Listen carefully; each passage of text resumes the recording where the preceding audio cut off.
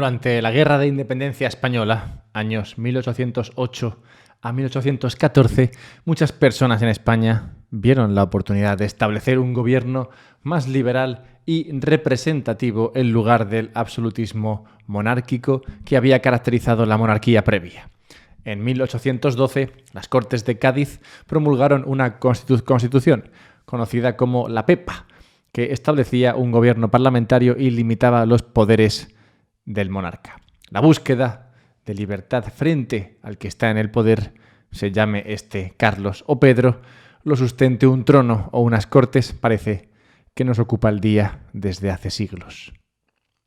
Cuando Fernando VII, el Felón, fue restaurado en el trono en 1814, después de la derrota de Napoleón, abolió la Constitución de 1812 y reinstauró el absolutismo monárquico.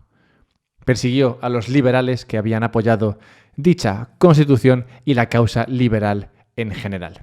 Muchos liberales fueron entonces arrestados, encarcelados, exiliados o ejecutados, a veces todas las cosas a la vez, durante su reinado, especialmente durante el periodo conocido como el ominoso decenio, entre 1823 y 1833. Una víctima de este régimen, conocido por todos los egoístas adoradores de la libertad, como yo, es José María Torrijos, un destacado líder liberal y militar que luchó por la causa libertaria durante el reinado de Fernando VII. En 1831, Torrijos lideró una expedición con el objetivo de derrocar al gobierno absolutista de Fernando y establecer un régimen constitucional en España. Poco sabía Torrijos que la solución democrática no estaría exenta de peligros. Sin embargo, la expedición fue traicionada y Torrijos y sus seguidores fueron capturados y ejecutados sin juicio en las playas de Málaga. Tan notoria fue esta muerte que el pintor Joan Gisbert pintó un cuadro retratando estos fusilamientos, cuadro que se puede encontrar en el Paseo del Prado. El fracaso de Torrijos propició otra víctima, mucho menos mediática, que fue condenada a una pena mucho menos cruenta, pero cuyo impacto influyó en las vidas de todos los españoles. Fernando VII, quien se mantuvo en el trono hasta 1833, promulgó el Código de Minería de 1825. Este código, nacido, como es menester, con las mejores intenciones, buscaba modernizar la legislación minera en España y estimular el desarrollo económico a través de la explotación de sus recursos naturales. No obstante, como siempre ocurre, tanto esta ley como la que trató de mejorarla en 1849 contenían disposiciones que, en última instancia, sorpresa, limitaron el crecimiento de la industria del carbón en Asturias y en otras regiones de España.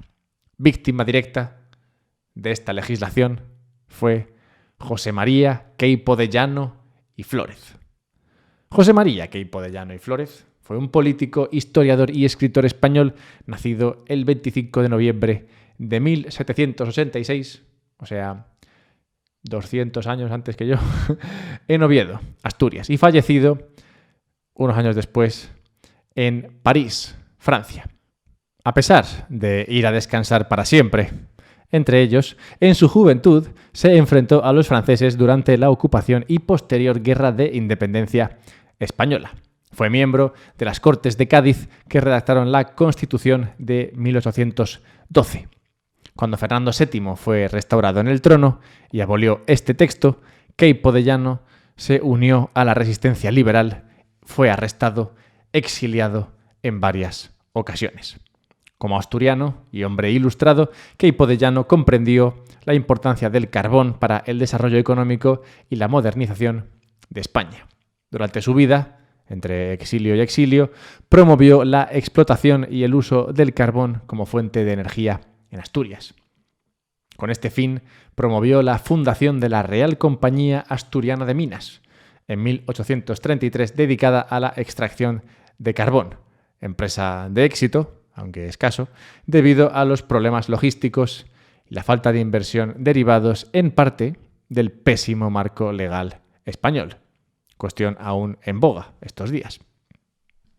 Keipo y la compañía de minas fueron víctimas directas de la mala gestión estatal del monarca español y los que le sucedieron.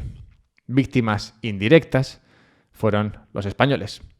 Se estima que entre el año 1750 y el 1900, es decir, el periodo en que se vivió la revolución industrial en el norte de Europa, en España se pasó de 9 o 10 millones de habitantes a 20. Un por dos. Nada excitante para nosotros que venimos de Bitcoin. En otros países, como Inglaterra o Alemania, se pasó de 7 a 41 millones y de 16 a 68, respectivamente. Un por 6 y un por 4, mucho más respetable. Tengamos en cuenta que esto no se puede achacar a un desinterés general de los españoles por tener hijos.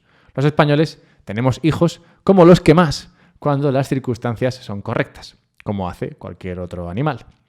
La principal razón detrás de las pocas vidas creadas en España en esa época se encuentra en la infinitamente menor capacidad energética de esta región en comparación con sus vecinos del norte. Tomando como fecha el año 1880, ya bien entrada la revolución industrial y siendo entonces por todos conocido el valor del carbón como fuente de energía frente a las demás opciones, vemos que la producción de carbón en Reino Unido fue de aproximadamente 146 millones de toneladas métricas. Alemania, por su parte, produjo en ese año unos 48 millones de toneladas métricas. España, 2 millones. Y gracias a gente como Keipo de Llano, si no, todos quemando árboles para pasar el invierno. Estas cifras ilustran la disparidad en la producción de carbón entre Inglaterra, Alemania y España. Los dos primeros lideraron la producción de carbón en Europa, lo que les permitió impulsar su crecimiento económico y su proceso de industrialización. España tuvo una producción mucho menor, lo que refleja su posición rezagada en términos de desarrollo industrial durante la revolución industrial. Tengamos en cuenta que en este periodo la producción y el consumo de energía estaban estrechamente relacionados, ya que las redes de transporte y distribución de energía no estaban tan desarrolladas como lo están hoy día. España producía y, por tanto, consumía mucha menos energía. Por eso, sus ciudadanos vivían peor, es decir, tenían peor acceso a las cosas que demandaban.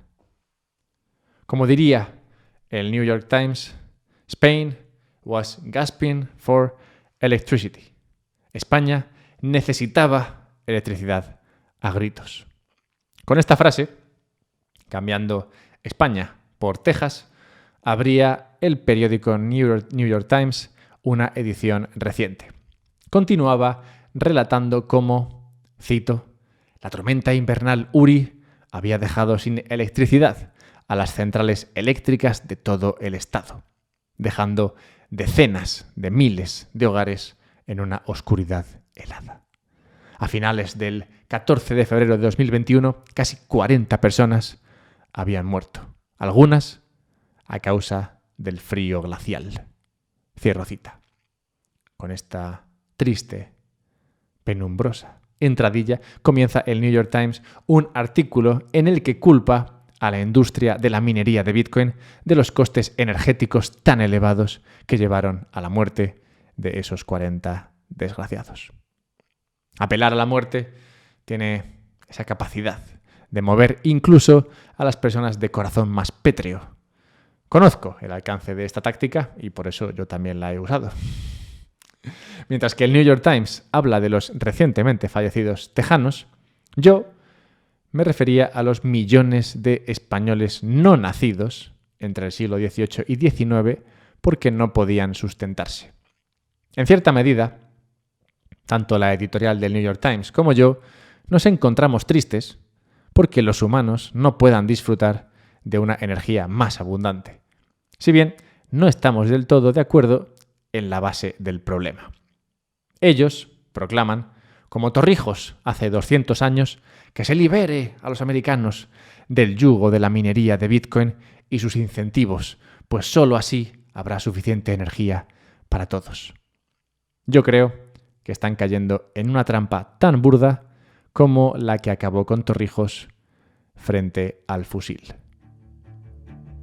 Bienvenidos a un podcast sobre Bitcoin.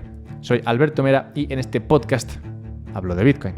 Si eres nuevo en el pod y vas un poquito verde o no entiendes muy bien la relación entre Torrijos, la Constitución española, el carbón, la creación de vida y Bitcoin, pues puedes comenzar con episodios del principio, donde yo mismo voy aprendiendo sobre lo básico de Bitcoin y compartiendo mi aprendizaje. También puedes ir a la página web a por temas, un podcast sobre bitcoin.com. Allí encontrarás todos los capítulos por temáticas, así que si te interesa la energía en particular, pues puedes encontrar ahí la categoría energía y así empaparte de todo lo que es minería, energía y demás sobre Bitcoin. De este tema he tratado ya varias veces.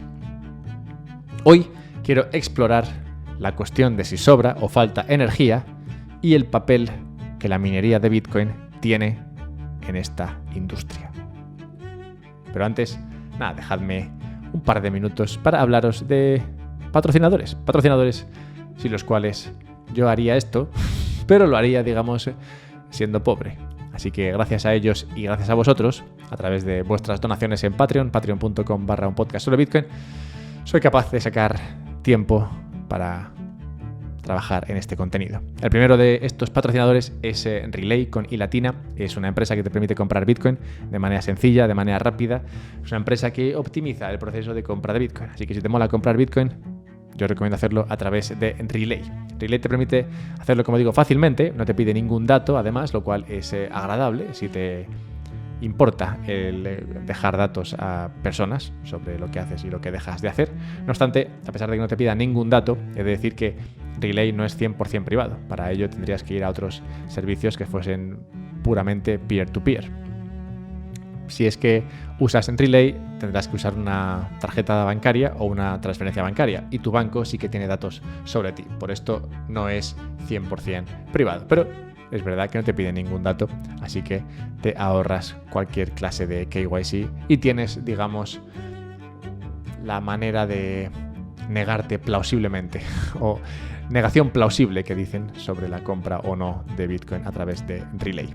El segundo servicio que me gustaría recomendar es uno para guardar tu Bitcoin de manera segura. Y es que, bien, tienes Bitcoin porque lo compraste a través de Relay y tienes ese Bitcoin en la aplicación de Relay, pero necesitarías ahora guardarlo de manera más segura. Pues la aplicación de Relay al final es una aplicación que tienes en el móvil y no es tan seguro como puede ser una Bitbox. Una Bitbox es un dispositivo, un hardware, un USB con una pantallita, realmente no es mucho más, pero que te permite guardar tu Bitcoin de manera segura porque no es un dispositivo que se pueda conectar a Internet. Entonces es un monedero que sirve únicamente para hacer una cosa y es guardar Bitcoin de manera segura. Es muy fácil de montar, yo soy capaz de montarlo, si yo soy capaz de montarlo, tú eres capaz de montarlo, así que recomiendo la Bitbox precisamente por esto y por la seguridad que ofrece. Además me gustan especialmente los multifirmas y con Bitbox puedes crearlos fácilmente usando, no sé, algo como Caravan o hay otro por ahí que use yo. Sparrow Wallet, creo que es. Bien, pues puedes crearte un multifirma y hacerlo fácilmente con las Bitboxes que te puedes comprar. Así que, bueno, mírate lo de Bitbox porque no solamente tienen monederos, sino que también tienen otros aparatitos, dispositivos, utensilios que te pueden venir bien para guardar tu Bitcoin de manera segura. Échale un ojo y hazlo a través del enlace que está en la descripción, pues tienes un descuento. Lo mismo va para comprar Bitcoin a través de Relay. Mírate esos enlaces para ahorrarte algunos eurillos. Y ahora, vamos al tema. Las críticas a la minería de Bitcoin del artículo publicado en el New York Times se centran en 3 puntos. 1. Incrementan el precio de la energía. Al haber más demanda proveniente de los mineros, se entiende, explican hay que distribuir la misma energía entre más agentes, lo cual lleva a precios más elevados. Cito: en Texas, donde 10 de las 34 minas están conectadas a la red estatal, el aumento de la demanda ha provocado un incremento de la factura eléctrica de casi el 5%, es decir, 1.800 millones de dólares al año, según una simulación realizada para el New York Times, por la empresa de consultoría e investigación energética Wood Mackenzie. Cierro cita. La consultora en cuestión es una cuyo objeto de marca es, cito, transformar la manera en que energizamos el planeta. Cierro cita. Y es una subsidiaria de otra empresa llamada Verisk que provee datos que, cito, ayudan a los negocios, la gente y las sociedades a ser más fuertes y sostenibles. Cierro cita. Tengamos esto en cuenta al analizar esos datos que nos ofrecen. Punto 2 del New York Times. Incentivan, los mineros, el uso de combustibles fósiles. Como su demanda es constante, si la energía viene del carbón, les va tan bien como si viene de la eólica. Cito. Mediante una técnica conocida como análisis de emisiones marginales, WattTime examinó la ubicación de cada mina y su consumo de energía. Identificó qué tipo de centrales eléctricas habían generado la energía adicional necesaria y calculó la contaminación resultante. Este método y WattTime en particular fueron recomendados en un informe del Crypto Climate Accord, una iniciativa para reducir la huella de carbono de la industria apoyada por más de 200 empresas de criptomonedas. El análisis concluyó que el consumo energético de las 34 minas provocaba casi 16,4 millones de toneladas de contaminación por carbono CO2 al año. Cierro cita. De nuevo, merece la pena visitar las respectivas páginas web tanto de WattTime como la de Crypto Climate Accord. La primera es una organización sin ánimo de lucro, esto es, financiada por empresas verdes, cuyo eslogan es, cito, el poder de elegir energía verde. Cierro cita. Una visita a la web de Crypto Climate Accord nos abofetea con un texto enorme que lee, cito, hagamos cripto verde. Cierro cita. Y está patrocinada por todos los logos de blockchains de Proof of Stake y por Acciona, curiosamente. De nuevo, algo a tener en cuenta a la hora de tomarse ese cálculo de CO2 emitido al año. Y bueno, cualquier otro dato que proveen en este artículo. Punto 3 del artículo del New York Times. Los mineros de Bitcoin se aprovechan del sistema. Los políticos, en su infinita sabiduría, crearon un sistema energético y los mineros se benefician de él, causando estragos en la población. Cito, su enorme consumo de energía, combinado con su capacidad de apagarse casi instantáneamente, permite a algunas empresas ahorrar dinero y ganar dinero tirando hábilmente de las palancas, como el Barça, de los mercados eléctricos estadounidenses. Muchos mineros de Bitcoin en Texas se hallan inscritos en el Responsive Reserve Service, un programa de la red eléctrica de Texas que ofrece una forma de reducir rápidamente la tensión si la red se sobrecarga, actuando como un seguro contra los apagones. El programa paga a las mineras y a otras empresas por prometer que dejarán de consumir electricidad si se les solicita. En realidad, rara vez se les pide que dejen de consumir electricidad, pero aún así se les paga por hacer la promesa. Otros grandes consumidores de energía, como fábricas y hospitales, no pueden reducir su consumo de forma tan rutinaria o drástica sin graves consecuencias. Cierro cita. En ese servicio, el Responsive Reserve Service, entran una serie de recursos, como generadores de energía, que pueden reducir su consumo de energía en momentos de necesidad. Es un servicio fundamental para evitar apagones y garantizar la continuidad del suministro de energía a los consumidores. Tengo entendido que en Argentina el hígado de ternera lo regalan. Es tal la producción de carne que los cortes menos demandados, como el hígado o los filetes más correosos, no tienen un mercado. Son como el aire que respiramos, gratis. Un aire que no disfrutarías, pero que puede resultar igual de gratuito, es, curiosamente, el gas natural.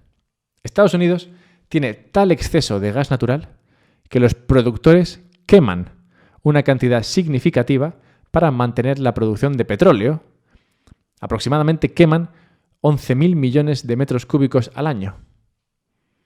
Resulta que los yacimientos de petróleo extraídos por medio del fracking, el llamado shale oil, traen como subproducto metros cúbicos en cantidad de gas natural que nadie quiere. El gas natural americano es el hígado argentino. Sin embargo, no es este un problema únicamente estadounidense. Las regiones petroleras con mayor intensidad de combustión o venteo de gas se encuentran en Estados Unidos, Oriente Medio, la Siberia rusa y África. Por países, Rusia es el que más gas quema, con unos 25.000 millones de metros cúbicos de gas al año. Si el yacimiento petrolífero está situado cerca de núcleos de población, podría ser económicamente viable construir gasoductos y transportar el gas para utilizarlo como electricidad o calefacción. Pero en muchos yacimientos petrolíferos no es así. El productor de petróleo opta entonces por despachar el gas de la manera más rentable, que es simplemente quemándolo en un proceso llamado quema de gas. Si un coche típico emite unas 4,6 toneladas de dióxido de carbono al año, estas emisiones de la quema de gas equivaldrían a más de 100 millones de coches. Curioso dato, porque de acuerdo a What Time, la consultora que usa el New York Times en su artículo, el incremento en el uso de energía causado por los mineros se estima en el equivalente a 3,5 millones de coches rodando. ¿Por qué se extrae tanto gas que no tiene demanda? Por la misma razón que se mata a un ternero a pesar de que su hígado no lo quiera nadie. Hay otros cortes, otras partes de ese ternero que hacen la crianza rentable. El precio del petróleo, en este caso, hace que se produzca en abundancia. Y si viene con gas, pues bueno, el gas se va a la basura y listo. Que estos yacimientos de petróleo vengan con gas de regalo, espero, te hagan pensar en el coste para la ciudadanía de la prohibición del fracking en la Unión Europea. Hay incentivos de sobra para la producción de petróleo, al menos en países racionales, pero no tantos a hacer algo con el gas sobrante. Se plantea, claro, la posibilidad de crear gasoductos o fábricas pesadas colocadas a la vera del yacimiento para aprovechar esa energía gratis. Ambos planes, no obstante, requieren de aprobación, inversión y años. Minar Bitcoin ofrece un incentivo, una solución buena, bonita y barata. Usando mineros, el gas natural, en lugar de quemarse al viento, se bombea a un generador, donde arde en un entorno controlado para producir electricidad. Esta electricidad se utiliza para alimentar los mineros de Bitcoin y ganar dinero con algo que antes solo era un centro de costes. Claro que no todas las industrias se preocupan tanto por los costes. En Texas, como en tantos otros países, el sector de las energías renovables se halla fuertemente subvencionado, lo cual provoca situaciones curiosas. Como explica un informe de Arcane, cito, en Estados Unidos, los parques eólicos reciben créditos fiscales federales a la producción de hasta $25 por megavatio hora producido.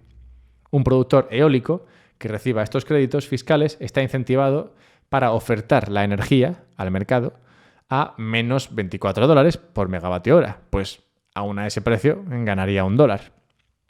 Estos créditos fiscales a la producción han aumentado la prevalencia de los precios negativos de la energía en Estados Unidos, especialmente en Texas.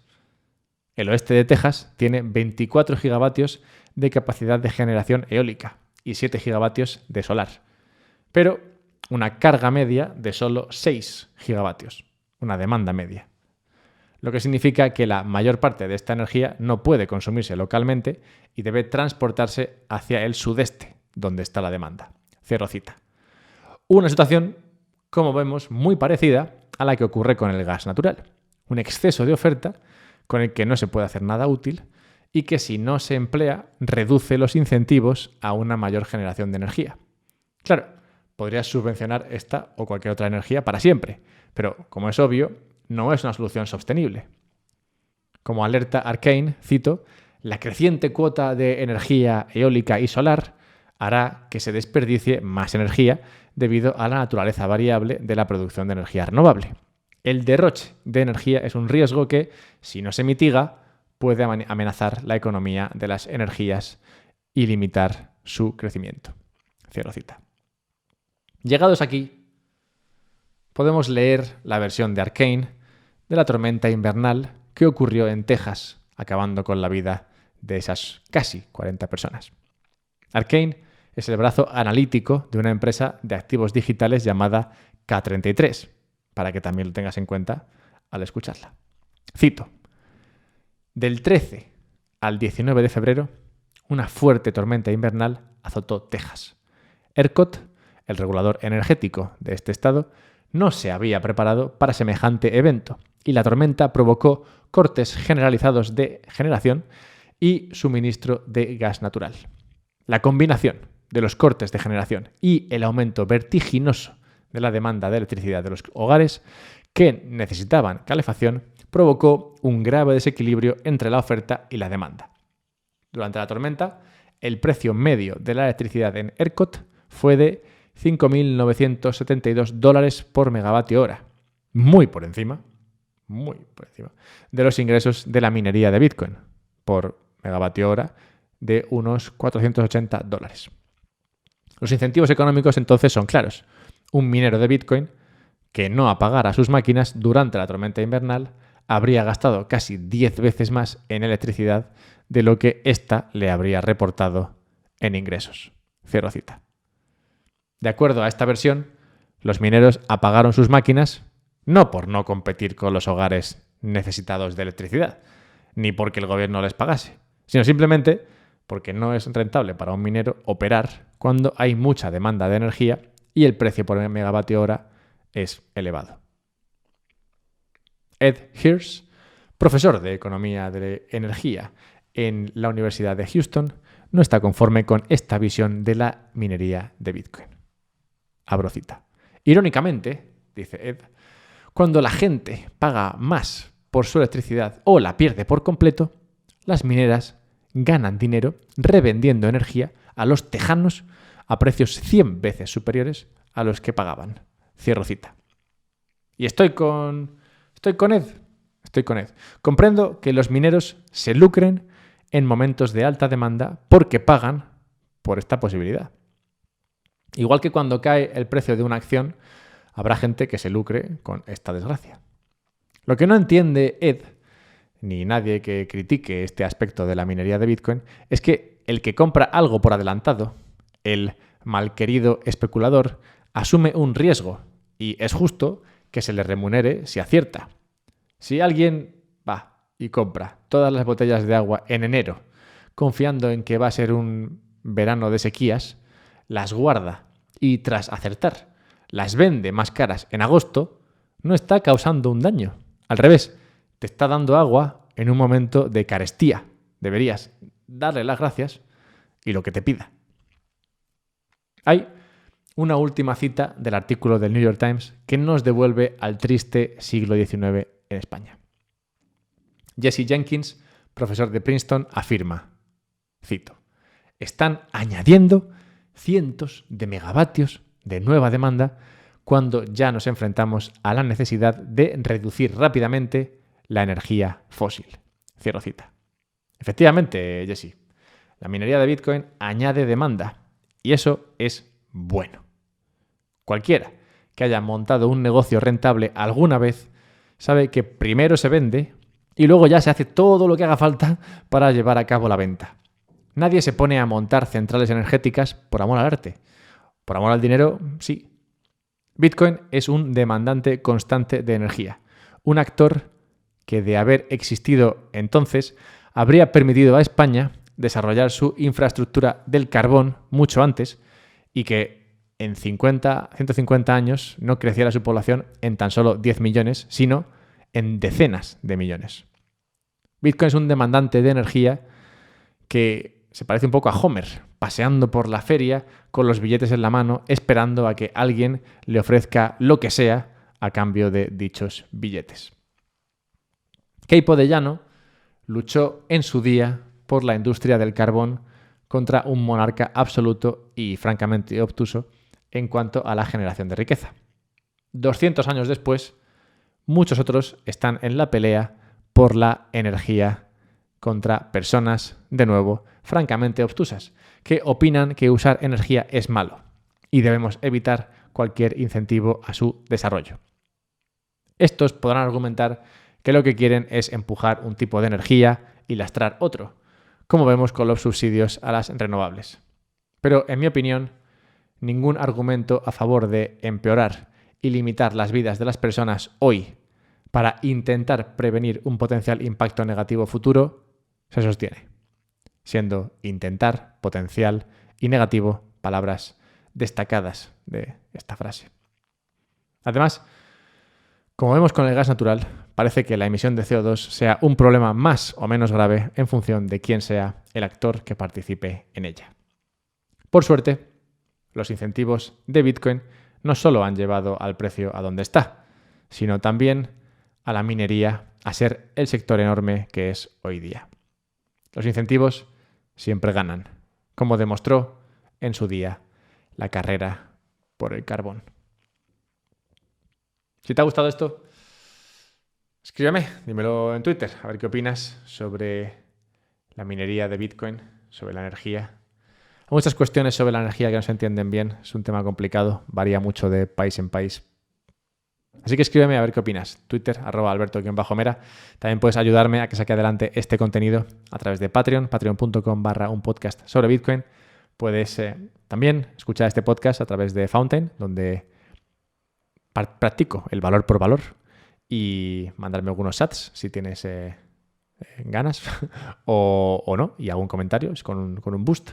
Y finalmente, si quieres comprar Bitcoin, yo recomiendo hacerlo a través de Relay, como comentaba antes, y si quieres guardarlo de manera segura, te diría de hacerlo en una Bitbox. Encontrarás enlaces a la información detallada en este podcast, así como a Relay y Bitbox para comprar cualquiera de estos productos o servicios con un descuento.